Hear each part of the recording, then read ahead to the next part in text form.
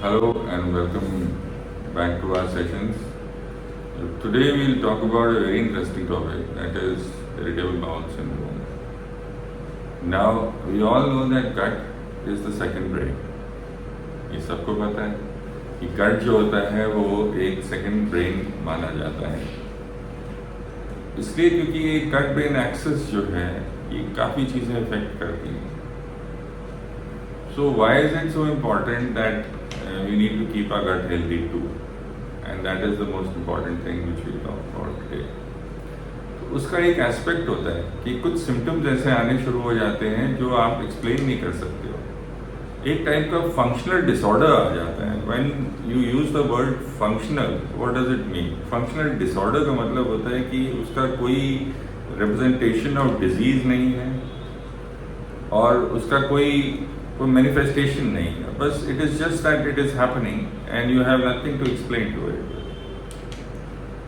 So what are the basic symptoms जो हम लोग देखते हैं एक इरिटेबल बाउल सिंड्रोम में होता है? And they are basically changes in alteration in the bowel habit, recurrent abdominal pain, and these are the two basic symptoms that we can talk about. Then obviously there are like gas and bloating and others besides. The consistency of the stools are changing. So we will divide all that at a later stage. But right now what we can discuss is that what are the most likely factors that develop irritable bowel syndrome.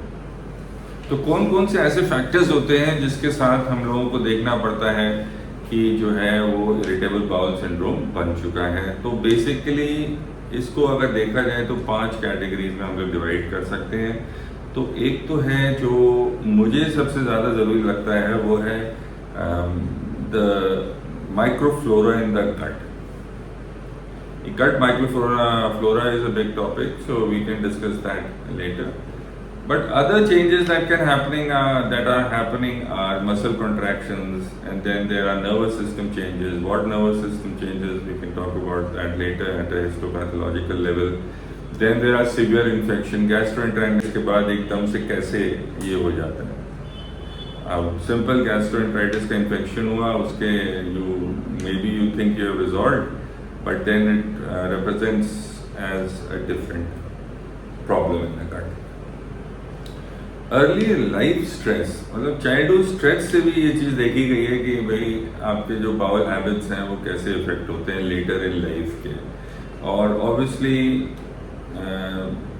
intestinal muscle contractions, because that is where you have the slow waves and you have a spike potentials that help in the peristalsis of the bowel all through its journey from the mouth to the opening where you pass motion, that is defecation. सो अगर हम briefly लेके चलें तो हमारे symptoms को हम revise करते हैं कि ये सिम्टम्स हमको देखने हैं कि क्या क्या हो सकता है और इरिटेबल बाउल सिंड्रोम में क्या क्या मिल सकता है. तो ब्लोटिंग है, फिर रिकरेंट अब्डोमिनल पेन है, चेंज इन बाउल हैबिट्स है, फिर डायरिया हो सकता है या कॉन्स्टिपेशन हो सकता है या बोथ हो सकता है. इसका मतलब क्या हुआ? इसका मतलब जो हम IBS को डिफाइन करते हैं ये 4 सब कैटेगरीज में हम लोग डिफाइन करते हैं. IBS C, तो IBS का मतलब हुआ irritable bowel syndrome, C for constipation. Irritable bowel syndrome D for diarrhoea. Irritable bowel syndrome M मतलब both diarrhoea and constipation. And irritable bowel syndrome U, that means unknown, what is happening. You are not able to describe what kind of situation in the stool you're passing, basically. That's very rare, but it has been defined as IBS-U also. Okay. So 1/3 of the patients have altered colonic transit time. That is important. Secondly, क्या होता है इसमें कि आपका जो local histaminic reactions हैं secondary to acute gastroenteritis, these affect the afferent neurons and that lead to earlier depolarization and that causes intestinal hyperactivity. ये theories हैं कि ये कैसे डेवलप हुआ है, इरिटेबल बाउल सिंड्रोम कैसे बन सकता है, और उसमें जो न्यूरोनल एंड इम्यूनोलॉजिकल चेंजेस आने शुरू हो जाते हैं, जिसकी वजह से जो है ये एक सिंड्रोम टाइप की पिक्चर लेना शुरू कर देता है। इन्फेक्शन विद, तो ये जब हम इन्फेक्शंस की बात कर रहे थे तो इसमें हमको मिल रहा था कि एक तो क्रिप्टोस्पोरियोडियम है, एक है जियार्डिया और एक है आपका क्लॉस्ट्रिडियम डिफिकल्स।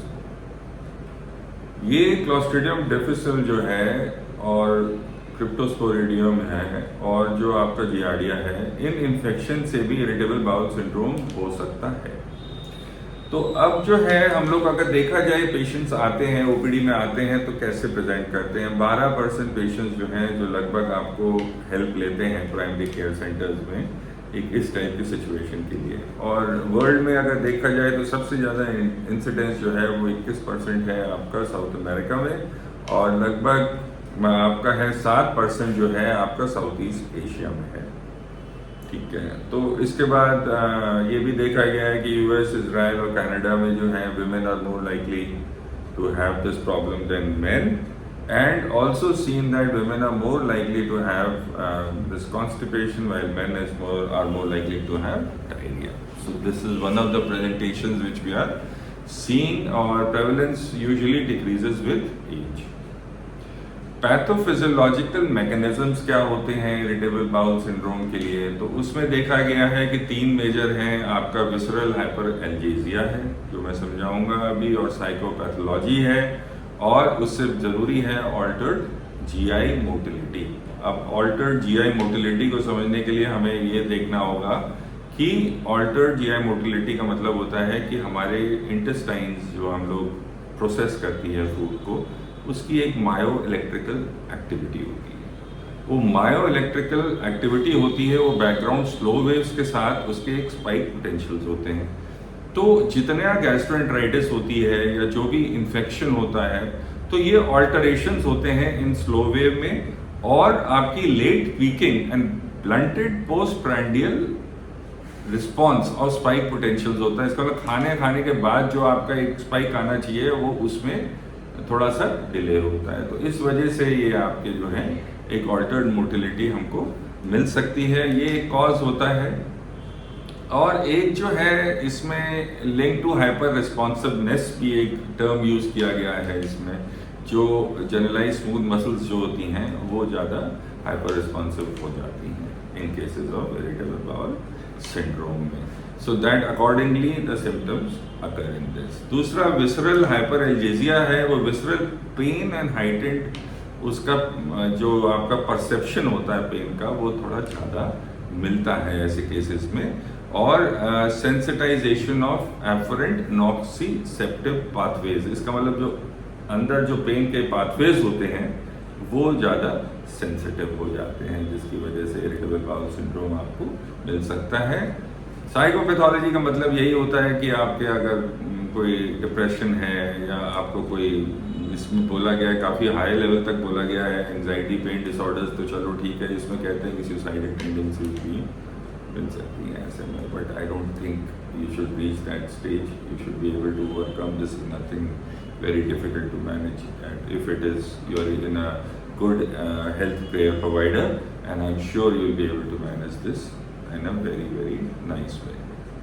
Okay, हिस्टोपैथोलॉजी में हम लोग जब एग्जामिन करते हैं इंटेस्टिनल म्यूकोजा, तो उसमें हमको क्या मिलता है? उसमें हमें क्रॉनिक इन्फ्लेमेटरी सेल्स मिल सकते हैं, मास्ट सेल्स मिल सकते हैं, एंडोक्राइन सेल्स जो हैं वो, एंट्रिक नर्व्स, इसमें हमको जो है चेंज होती रहती हैं, और इसमें जो है नर्व फाइबर्स जो हैं they are stain positive for neuronal specific enolase and substance P, फिर उसके बाद सीरोटोनिन, और आपका there is increase in the density of nerve fibres around the mast cells जो इन्फ्लेमेशन में होते हैं। So this is all indicative of some inflammatory response also that is happening because of that. Okay, अच्छा, how do we approach this case? अब आप history ले लो, बहुत depth में हिस्ट्री लेके जाओगे to rule out the basic reason for taking a good history is to rule out any other cause जो उसकी डिफरेंशियल डायग्नोसिस में मिल सकता है। तो उसमें जो है थोड़ा सा हमको देखना पड़ता है कि ये अलार्म सिम्टम्स तो नहीं आ रहे हैं इरिटेबल बाउल सिंड्रोम में। अलार्म सिम्टम्स का मतलब है जीआई अलार्म सिम्टम्स जो है, इसका मतलब अगर आप 55 साल के ऊपर हैं तब ये प्रॉब्लम कर सकता है। कोई आपको अक्यूट और प्रोग्रेसिव सिम्टम्स मिल रहे हैं, नॉक्टर्नल रात को ज़्यादा सिम्टम्स आ रहे हैं, क्रॉनिक पैंक्रेटाइटिस है, फीवर है, एनोरेक्सिया मतलब आपको भूख कम लगने लगी है साथ में, या अगर आपका अनइंटेंशनल वेट लॉस है तब ये प्रॉब्लम हो सकती है। आयरन डेफिशिएंसी एनीमिया में आपको कॉन्करेंटली हो रहा है तो है। पेनलेस डायरिया, रेक्टल ब्लीडिंग, और फिर आपका जॉन्डिस है, लिम्फेडेनोपैथी मतलब लिम्फ नोड्स का साइज बढ़ता चला जा रहा है, स्टेटोरिया मतलब फैट आ रहा है स्टूल्स के अंदर, या आपकी कोई फैमिली हिस्ट्री है of any organic GI disorder, and over the last is your gluten intolerance. ठीक है, तो ये काफ़ी चीज़ें हैं, फैक्टर्स हैं जो हम लोगों को हिस्ट्री में रूल आउट करनी चाहिए और उससे पता चलेगा कि ये क्या हो रहा है और प्रॉब्लम क्या है। अब एक रोम क्राइटेरिया बनाया है इन्होंने, रोम 4 क्राइटेरिया। उसमें कहते हैं अगर 3 दिन लगातार ये सिम्टम्स आपको मिल रहे हैं और 3 महीने तक लगातार मिल रहे हैं आपको सिम्टम्स, तो इसमें हमको ये देखना है कि भाई, और ये 3 पॉइंट्स और हैं जो इसमें ऐड करने हैं, जो है इम्प्रूवमेंट इन एब्डोमिनल पेन और any if you are having any kind of discomfort with your defecation. तो एक पॉइंट ये बताते हैं। दूसरा है onset associated with change in the frequency of the stools, और तीसरा है onset accompanied by change in the form और the frequency of the stool. तो ये 3 पॉइंट्स हैं जो आपको उन 3 दिनों में और 3 महीने लगातार आपको मिल रहे हैं, तो आप कह सकते हो कि इरिटेबल बाउल सिंड्रोम की तरफ हम जा रहे हैं। एक चीज़ ये हमको देखी गई है। दूसरा जो है, आप इसमें डायरेक्टली कोलोनोस्कोपी वगैरह नहीं कराओ अभी आप, या फिर डायरेक्टली कोई आपकी सीरोलॉजिकल मार्कर्स की स्टडी या कोई आपकी जेनेटिक स्टडीज़ इसमें अभी रिकमेंडेड नहीं है। बट डेफिनेटली अगर आपके सिम्टम्स रिलीव नहीं हो रहे हैं तो आपको आगे चल के थोड़ा डेप्थ में जाके देखना पड़ेगा कि क्या है। But otherwise you can do a routine test to find out exactly what is happening, in which you can see like whether there is an inflammatory status in the body or not। ठीक है, तो treatment में हम लोगों को basically you have to treat the symptom. भाई अगर diarrhoea है then you have to go for the treating the diarrhoea. Rifaximin जैसे टैबलेट्स हैं, this is a important salt which has been known to treat such cases, and if it is a psychosomatic symptom you have to treat the somatic system, the psychosomatic disorders first, and then automatically irritable bowel syndrome will get treated with that. And then if there is any other concurrent disease that is there, so you have to treat that. So basically treatment is according to the symptom. It is a coordinated effort by your gastroenterologist and other multi-specialties as required। So basically ये सब इसमें देखना ज़रूरी होता है। एक नाम होता है फूड मैप का। FODMAP is your fermentable oligosaccharides, disaccharides, monosaccharides and पॉलीऑल्स।